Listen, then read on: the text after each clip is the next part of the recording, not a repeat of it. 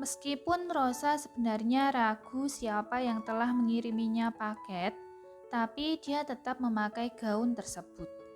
Dia memadukan penampilannya dengan riasan soft natural. Karena malu akan diledek oleh rekan-rekan kerjanya, jadi dia memakai jaket mantel untuk menutupi gaunnya. Di parkiran depan lobi rumah sakit, dari jauh dia melihat Ivan yang tengah menunggunya bersandar di pintu mobil. Pria itu memakai kacamata hitam dan tengah asik dengan handphonenya. Banyak orang yang lewat melirik ke arahnya, terutama perempuan. Tetapi dia tidak peduli. Tersenyum, Rosa berjalan mendekati pria itu.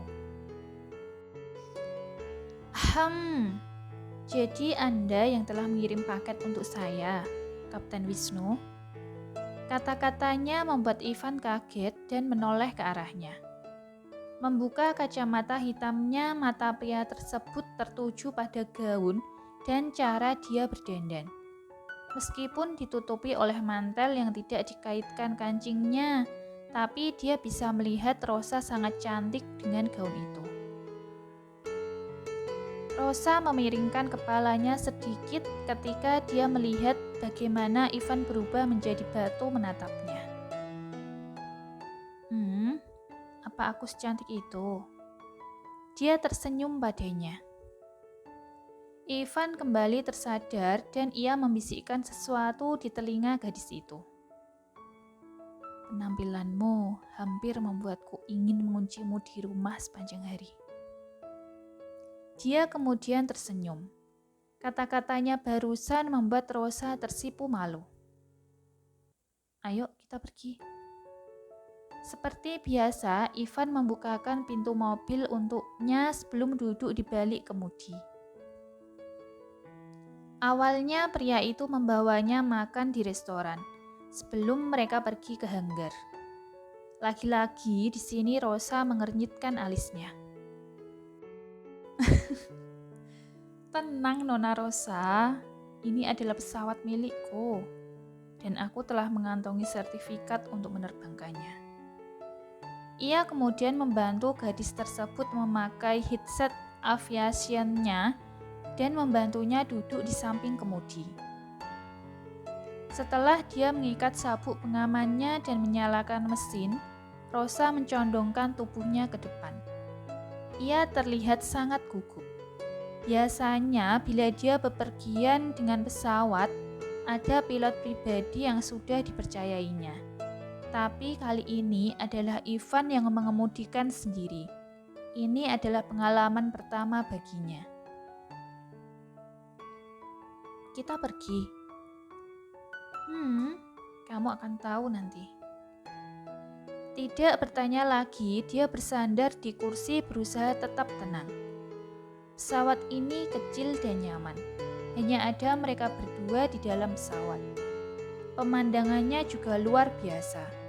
Dengan cuaca yang cerah hari ini, dia merasa seperti burung yang tengah terbang tinggi. Wow, ini luar biasa, katanya dengan penuh semangat. Belum. Ivan tersenyum lalu memutar parseneling ke kanan, membuat mereka berputar-putar di udara sebelum membawanya ke pinggir pantai. Ketika telah melihat garis pantai, Ivan berkata melalui headset penerbangan. Sa, ya, fokus pada pemandangan di sisi kiri, oke? Aku ingin menunjukkan sesuatu padamu. Rosa mengangguk. Langit mulai membentuk latar belakang oranye kekuning-kuningan saat matahari mulai tenggelam. Ia melihat sesuatu di garis pantai. Ini seperti rangkaian sebuah kata. Ia benar-benar terkejut dengan apa yang dilihatnya. Melalui headset aviasi, Ivan melamarnya. Menikahlah denganku, Rosa. Aku akan menjadi duniamu, surgamu, segalanya untukmu. Rosa, ia tersentuh. Matanya mulai berkaca-kaca. Dia terdiam beberapa saat sebelum menjawabnya. Tentu saja. Dia menyeka air matanya. Ivan sangat senang dan tidak bisa menahan dirinya. Ia cepat-cepat mendaratkan pesawat tersebut. Rosa, ia terkekeh dari belakang. Mendarat di dekat pantai, dia membantunya keluar dari pesawat. Keduanya berjalan tanpa alas kaki bersama-sama. Tidak ada orang lain di sekitar pantai kecuali mereka berdua. Ketika keadaan sudah gelap, Ivan membawa gadis itu ke kano. Dia mulai mendorongnya ke air. Rosa memiringkan kepalanya. Bagaimana mungkin seorang seperti dirinya bisa merencanakan untuk melamarnya dengan hal-hal aneh? Pertama, dia mengirim paket gaun untuknya. Siapa di muka bumi ini yang akan memilih gaun untuk gadis yang ingin dilamarnya? Kedua, dia membawanya naik pesawat. Memang sih ada beberapa pasangan yang melakukan lamaran di udara.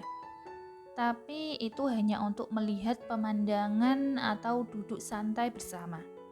Bukan orang yang menavigasi pesawat. Dan sekarang, kano. Ivan mendayung sampan sedikit lebih jauh dari pantai sebelum dia menempatkan dayung di tengah-tengah mereka.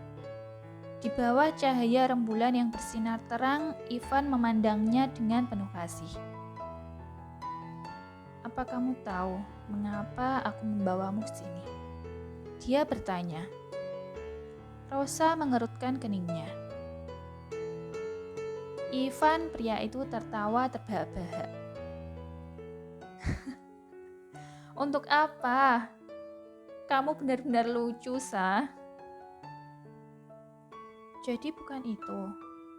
Dia bertanya dengan polos. Aku mencintaimu. Tidak mungkin kan aku melakukannya?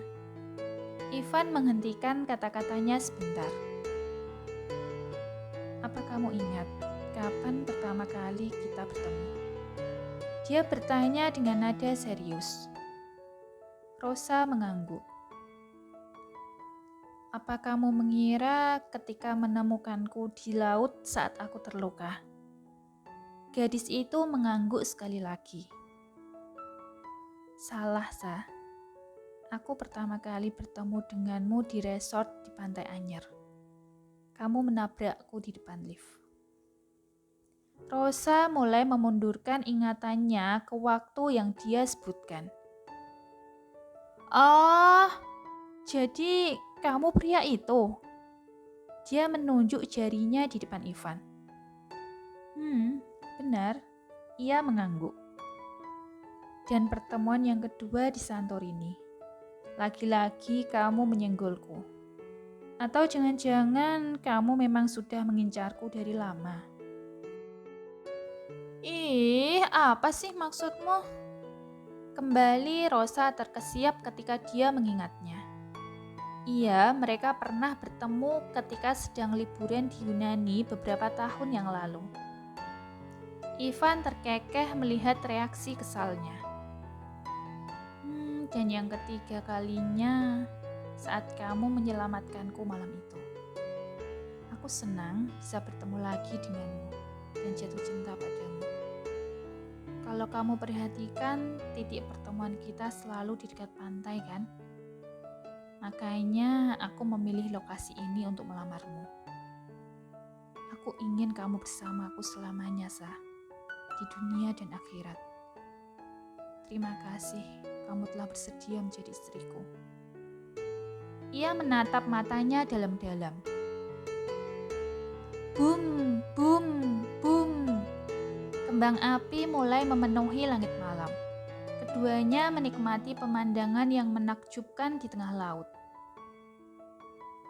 Dulu kita tidak berhasil melihat festival bersama. Dan kali ini aku membawakan festival untukmu. Rosa terdiam. Matanya menangkap banyak sekali lentera yang mulai terbang ke langit dari arah pantai. Mungkin jumlahnya ribuan atau bahkan lebih. Pemandangan yang sangat indah, persis seperti di kartun Disney, Rapunzel. Keduanya menghabiskan sepanjang malam bersama di pantai.